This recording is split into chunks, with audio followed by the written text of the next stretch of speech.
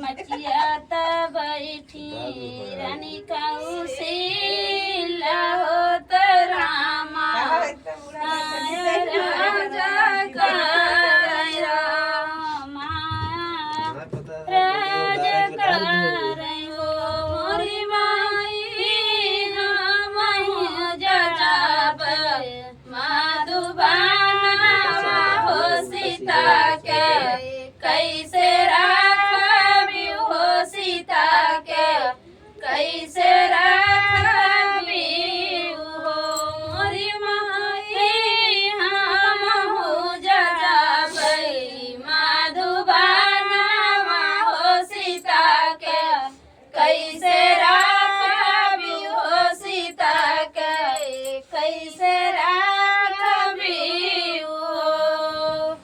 मोरी बेटा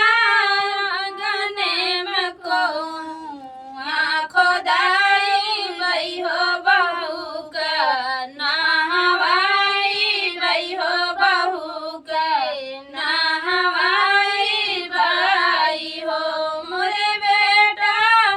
चंदना पिया बनवाई बई हो बहू का बैठाऊ बई हो बहू का बैठाऊ बई हो मोरे बेटा चंदना पिया बनाऊ बई हो बहू के बैठाऊ बई हो बहू के बैठाऊ बई हो मोरे स्वामी ताहि रहबैया धन गारिया हो जनक